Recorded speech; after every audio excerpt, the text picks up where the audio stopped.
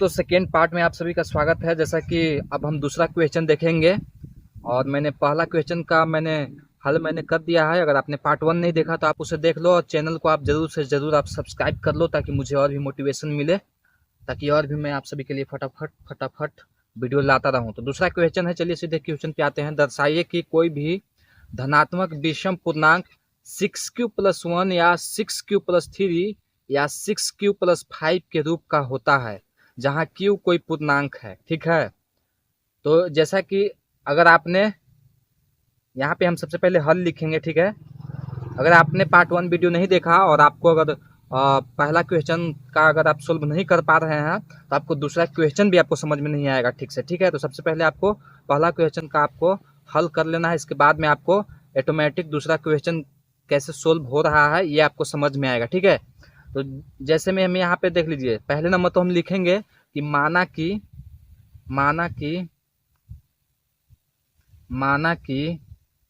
ए तथा बी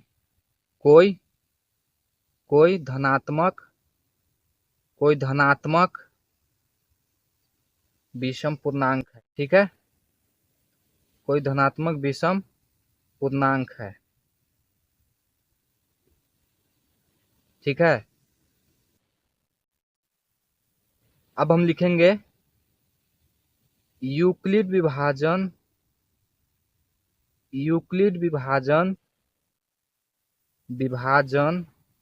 प्रमेयिका से ए बराबर क्या होता है दोस्तों? ए बराबर एक फॉर्मूला होता है BQ+KR। ठीक है, जहां जीरो के बराबर या जीरो से बड़ा होगा आर, आर से बड़ा होगा बी। ठीक है, तो यहाँ पे देख लीजिए क्वेश्चन में ही क्या है, बी के जगह पे 6 दिया हुआ है। ठीक है, क्वेश्चन में बी के जगह पे 6 दिया हुआ है, तो बी बराबर कितना हो जाएगा? 6 है। ठीक है, ठीक है, तो यहाँ पे देख लीजिए क्या कह रहा है, इसको आप सबसे पहले समझिए। जीरो के बराबर या जीरो से बड़ा होगा आर, आर से बड़ा होगा बी। ठीक है, यानी कि आर से बी बड़ा होगा। ठीक है, तो हम यहाँ पे हम लिखेंगे बी बराबर कितना है, 6 दिया हुआ है ना, तो हम यहाँ पे आर बराबर हमको मानना पड़ेगा। ठीक है, आर बराबर हम मानेंगे। ठीक है, क्या मानेंगे? आर बराबर हम मान लेंगे 0 1 2 3 4 5। ठीक है, कह रहा है यहाँ पे कि आर से हमेशा बी क्या है, बड़ा रहता है, तो बी बराबर कितना है, 6 दिया हुआ है। तो आर बराबर क्या हो सकता है, हम आर बराबर मान लेते हैं, 0 1 2 3 4 5 माना। ठीक है, यहाँ पे लिख देते हैं माना। ठीक है, अब आगे लिखते हैं हम ए बराबर क्या होता है, BQ+KR होता है। ठीक है, तो ए बराबर बी की जगह पे कितना है, 6 है, और गुने के क्यू प्लस आर की जगह पे हम कितना रखेंगे, पहले हम 0 रखते हैं। ठीक है, पहले हम 0 रखते हैं, तो हमें क्या प्राप्त होता है, हमें प्राप्त होता है 6Q। इसको समीकरण फर्स्ट मान लिए। ठीक है, अब हम फिर से इसको दोहराएंगे। ए बराबर क्या होता है दोस्तों, BQ+KR होता है। बहुत आसान है, BQ+KR होता है ना, तो अब हम आर के जगह पे 2 रखते हैं। ठीक है, बी के मान कितना है, 6 है, ये बी बराबर 6 दिया हुआ है, क्यू का मान कुछ भी नहीं है तो वैसे ही रहने देते हैं। वार के जगह पे हम कितना रखेंगे, 1 रखेंगे। ठीक है, तो हमें क्या प्राप्त होता है, ए बराबर 6Q+K1। इसको हम समीकरण 2 मान लेंगे। ठीक है, ठीक इसी प्रकार से आगे भी हम करेंगे। ए बराबर BQ+KR, ए बराबर BQ+R, तो हम लिखेंगे ए बराबर बी के मान कितना है, तो 6 है, 6 गुने क्यू प्लस आर के जगह पे हम इस बार 2 रखते हैं, 2। ठीक है, तो क्या प्राप्त होगा, ए बराबर 6Q+K2। इसको समीकरण हम कितना मानेंगे, 3 मान लेते हैं। ठीक है, ठीक इसी प्रकार से फिर आगे लिखेंगे ए बराबर BQ+KR, ए बराबर BQ+KR, ए बराबर कितना हो जाएगा, 6 गुने Q+K3। ठीक है, तो हमें क्या प्राप्त होता है, ए बराबर 6 क्यू प्लस के 3। इसको समीकरण 4 मान लेंगे हम। ठीक है, समझ में आ रहा है दोस्तों? आप कमेंट करके बताओ। ये देखो, फिर हम आगे रखेंगे ए बराबर क्या होता है, बी क्यू प्लस के आर। वही प्रोसेस हम दोहराएंगे अभी। बी बराबर कितना है, 6 है, गुने क्यू का मान कुछ भी नहीं है तो क्यू के क्यू रहने दिए, वार की जगह पे इस बार हम 4 लेंगे। ठीक है, ए बराबर कितना हो गया, 6 क्यू प्लस के 4। इसको समीकरण 5 मान लिए। फिर अगला बार लिखेंगे ए बराबर बी क्यू प्लस के आर। कितना हो जाएगा, ए बराबर 6 गुने क्यू प्लस के 5। ठीक है, तो ए बराबर 6 क्यू प्लस के 5 हो गया। इसको समीकरण हम 6 मान लिए। अब आर बराबर हम कितना माने थे, आर बराबर हम मान लिए थे 0 1 2 3 4 5।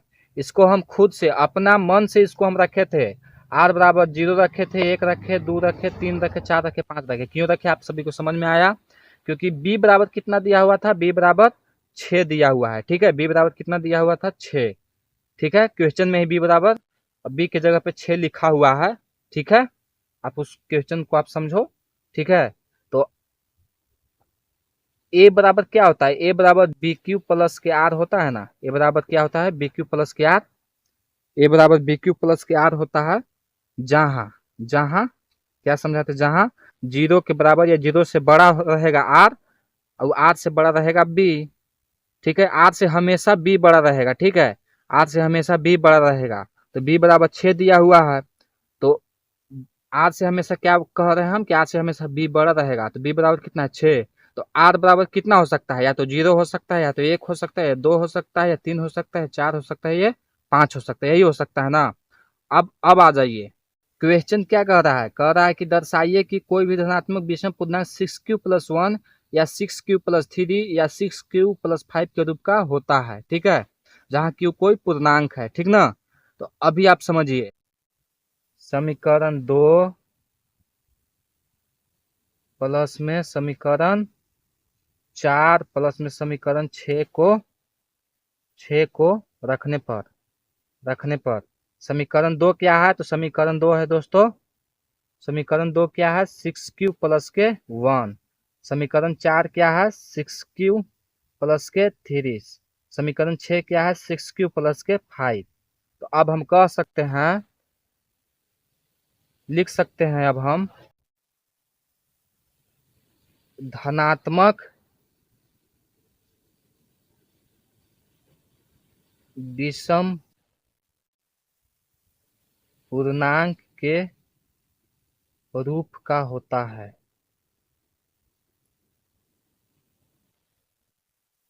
यह जो है से हम सिद्ध कर दिए। ठीक है, तो आशा करते हैं कि आप सभी को समझ में आया होगा। अब आइए अगला क्वेश्चन देखते हैं। आइए दोस्तों, तीसरा नंबर क्वेश्चन क्या कह रहा है, कह रहा है कि किसी परेड में 616 सदस्यों वाली एक सेना आर्मी। ठीक है, किसी परेड में 616 सदस्यों वाली एक सेना, कौन सी सेना भैया, तो आर्मी की सेना। ठीक है, ठीक है, क्या कह रही है, क्या कह रहा है क्वेश्चन, कि सेना की टुकड़ी को 32 सदस्यों वाले एक आर्मी बैंड के पीछे मार्च करना है। क्या करना है, मार्च करना है। किसके पीछे, आर्मी बैंड के पीछे मार्च करना है। 32 सदस्यों वाले एक आर्मी बैंड के पीछे मार्च करना है। ठीक है, दोनों समूहों के समान संख्या वाले स्तंभों में मार्च करना है। उन स्तंभों की अधिकतम संख्या क्या है जिसमें वो मार्च कर सकते हैं। अभी देखिए, जैसे ही क्वेश्चन में अधिकतम लिखा हुआ आपको नजर आया है, ठीक है, तो आपको समझ आना है कि इसको क्या करना है, इसको हमको HCF निकालना है। लेकिन HCF हम कैसे निकालेंगे, तो यूक्लिड विभाजन प्रमेयिका से जैसे हम निकालते हैं, जैसा कि फर्स्ट और सेकेंड क्वेश्चन में हमने निकाला है, ठीक उसी प्रकार से हम A बराबर बी क्यू प्लस आर लगा करके इसके बाद ही हम क्या करेंगे, इसका आंसर निकालेंगे। ठीक है, यहाँ पे हम लिखेंगे A बराबर 616। ठीक है, बी बराबर कितना लिखेंगे, 32 लिखेंगे। ठीक है,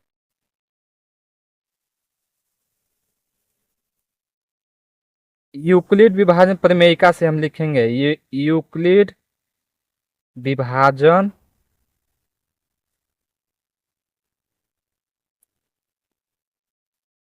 प्रमेयिका से ए बराबर क्या होता है, बी क्यू प्लस के आर। ठीक है, क्वेश्चन में देख लीजिए, क्वेश्चन में दिया हुआ है 616 और 32। तो जो बड़ा संख्या जो है ना उसको हम ए मान लिए हैं और छोटा संख्या को हम बी मानेंगे। ठीक है, समझ में आ रहा है ना। तो आइए हम क्वेश्चन पे आते हैं। ए बराबर क्या होता है, बी क्यू प्लस के आर। ठीक है, जहां जीरो के बराबर या जीरो से बड़ा आर होगा वो आर से बड़ा हमेशा बी रहता है। ठीक है, अब हम लिखेंगे भैया ए बराबर कितना दिया हुआ है, ए बराबर दिया हुआ है 616 बराबर बी बराबर कितना दिया हुआ है तो 32 गुने क्यू प्लस के आर। हमें क्यू और आर का मान चाहिए। ठीक है, तो हम सिंपल क्या करते हैं, जैसे हम किए थे फर्स्ट क्वेश्चन में बी से ए में भाग दिए थे। तो बी कितना है भैया, बी है 32 और ए कितना है 616। तो 32 से 616 में हम भाग देंगे, 32 दूनी तो 64 हो जाएगा। तो एक बार में हम लगाएंगे 32, 11 में से 2 गया 9, 5 में से 3 गया 2, ये हम लगा दिए यहाँ पे 6, 296। ठीक है, अब कितना बार में लगेगा, अब लगेगा 32 नवा, 9 दूनी 18 के 8,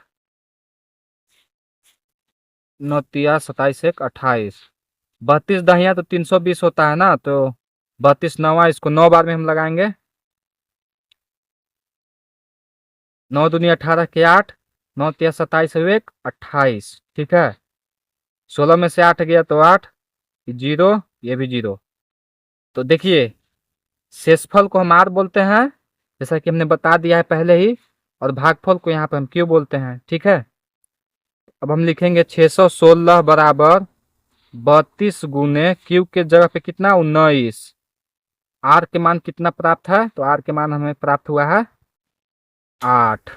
ठीक है, तो देखिए इस प्रोसेस को हम आगे तब तक करते रहना है हमें जब तक कि हमें शेषफल क्या है जीरो नहीं प्राप्त हो जाता है। ठीक है, तो हम आगे करेंगे, फिर से वापस इसको करेंगे। ठीक है, फिर से हम लिखेंगे ए बराबर बी क्यू प्लस के आर। अब यहाँ पे ए हम किसको मानते हैं, ए मानते हैं हम जिसे हम भाग दिए थे उसको मान लेते हैं ए सेकेंड स्टेप में। तो ए बराबर कितना है 32, और बी बराबर हम मान लेते हैं इस शेषफल को मानेंगे हम, बी बराबर कितना हो जाएगा 8 हो जाएगा। ठीक है, ए बराबर क्या होता है बी क्यू प्लस के आर होता है ना। तो ए के जगह पे हम कितना लिखेंगे भैया 32, ये है 32 है, बराबर बी के जगह पे कितना है 8 है। ठीक है, 8 गुने क्यू प्लस के आर लिख दिए। फिर से हम वापस करेंगे भैया सिंपल सी, बी से ए में भाग लगाएंगे, 8 से 32 में भाग लगाएंगे, कट गया ना भैया पूरा पूरी, 8 चौके 32। ठीक है, ये आ गया शेषफल 0। ठीक है, तो यही तो हमें चाहिए था। लिखेंगे हम 32 बराबर 8 गुने क्यू के मान है 4 प्लस आर के मान आ गया 0। तो हमें आंसर मिल चुका है।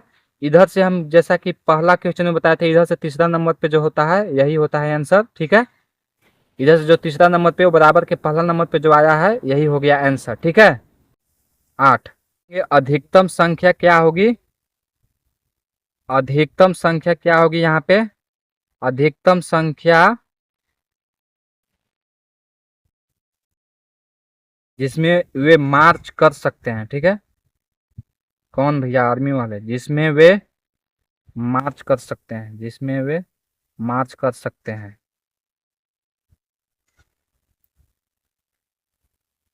कर सकते हैं, वह संख्या क्या है, वह संख्या है 8। ठीक है, अधिकतम संख्या जिसमें वो मार्च कर सकते हैं उसकी संख्या क्या होगी 8 होगी। ठीक है, ये हो गया हमारा आंसर।